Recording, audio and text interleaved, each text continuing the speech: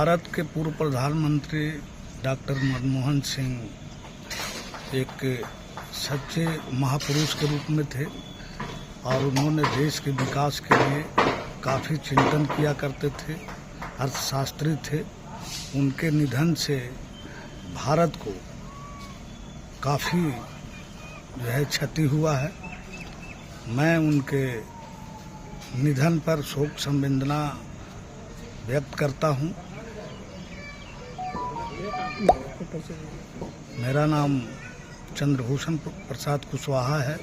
मैं कुजाब पंचायत का मुखिया और गया जिला जदयू किसान प्रकोष्ठ के जिला अध्यक्ष पद पर हूँ। सबसे पहले तो देश के पूर्व प्रधानमंत्री डॉक्टर मनमोहन सिंह जी का जो निधन हुआ, तो हम सबसे पहले उन्हें श्रद्धा निवेदित करते हैं, श्रद्धा सुमन अर्पित करते हैं अपनी ओर से और अपनी पार्टी राष्ट्रीय जनता दल की ओर से। और अभी आपने स्वयं कहा, और हम सब, आप सारे लोग, इस देश के न सिर्फ इस देश के नागरिक बल्कि दुनिया के लोगों को ही पता है कि मनमोहन सिंह जी का जो अर्थशास्त्र था वो कितना उत्कृष्ट था।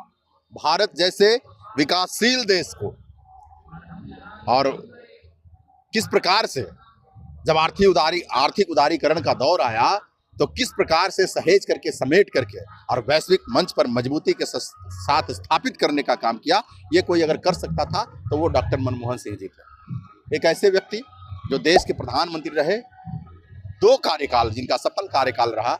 न सिर्फ प्रधानमंत्री रहे, प्रधानमंत्री बनने से पहले वित्त मंत्रालय में वित्त सचिव के तौर पर उन्होंने काम किया, रिजर्व बैंक के गवर्नर के तौर पर उन्होंने काम किया, और फिर वित्त मंत्री के तौर पर काम किया, और अंत में देश के प्रधानमंत्री के तौर पर। कहा तो ये जाता है कि जब 2004 में भारत के सत्ता की बागडोर उनको सौंपी गई थी तो महज 15 दिनों का जो पैसा था वो देश के पास था, ऐसा कहा जाता है।